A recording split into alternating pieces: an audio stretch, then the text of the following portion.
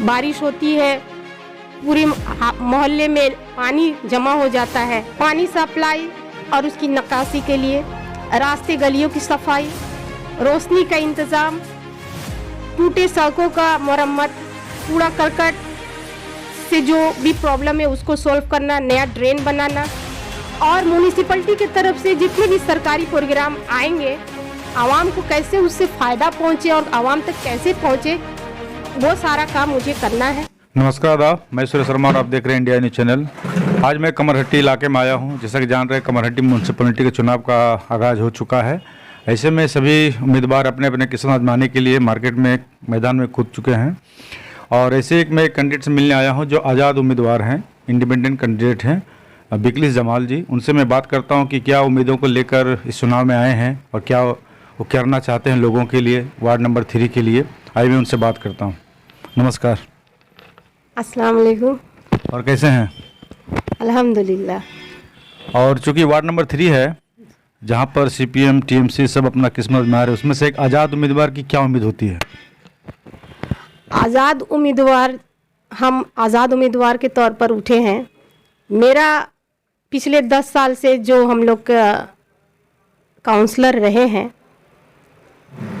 हमारे लोकेलिटी में जो ड्रेनेज की जो हालत है आप देख सकते हैं खुद, प्लस लाइटिंग का काम, प्लस डस्टबिन सारे तरफ बिखरे हुए रहते हैं, जैसे यहाँ लोग नहीं जंगल जैसा लगता है।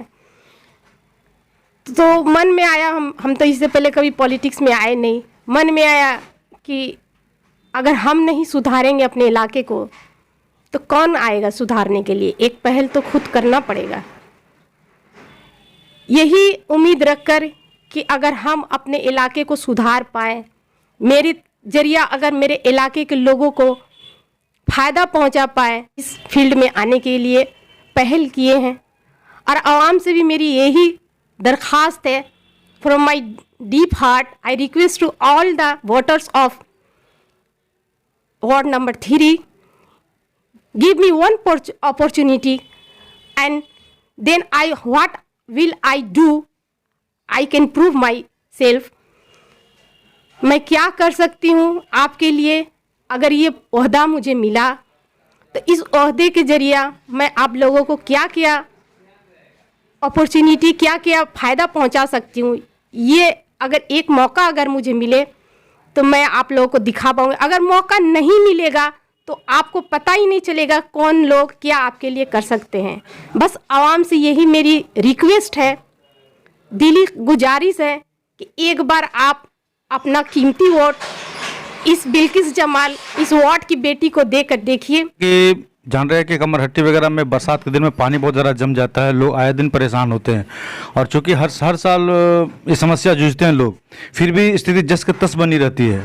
इस बार आप क्या बोलना चाहेंगे?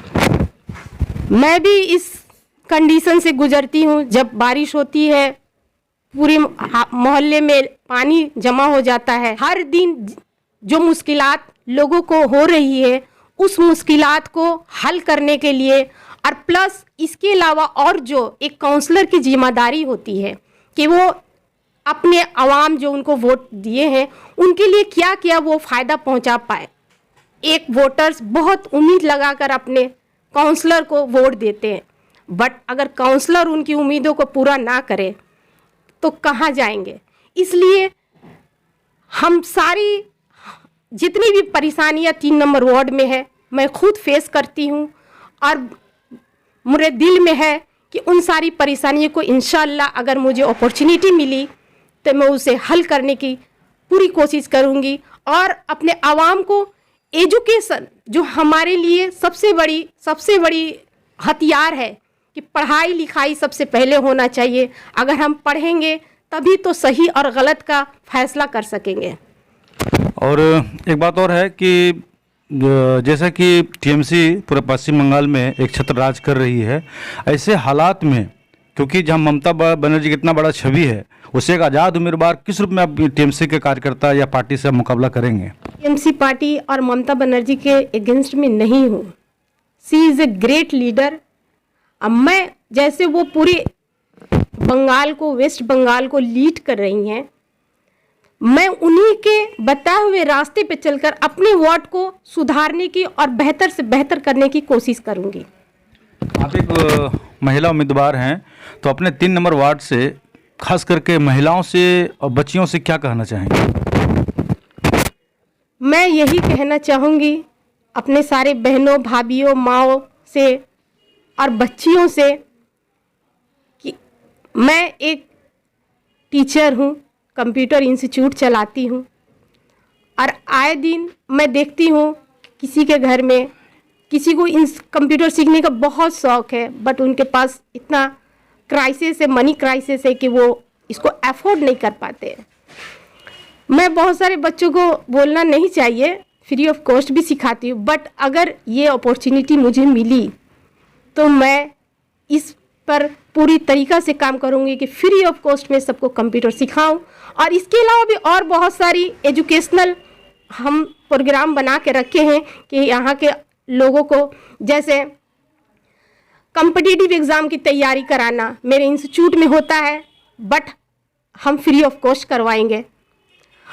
हमारे कमरहट्टी में इतनी बड़ी आबादी है, एक तो कॉलेज होना चाहिए, मैं उसके ऊपर भी अपना ध्यान रखी हूँ कि we need a college in our Kamarhati.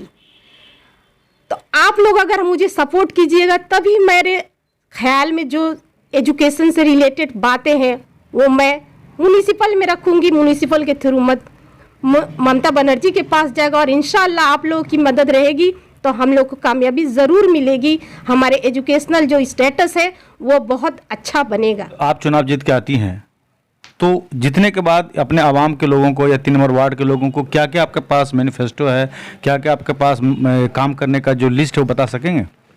जी, मैंने बहुत सारे मैनिफेस्टो बना के रखा है, उसमें से चंद आप लोगों को सामने मैं बताने की कोशिश कर रही हूँ।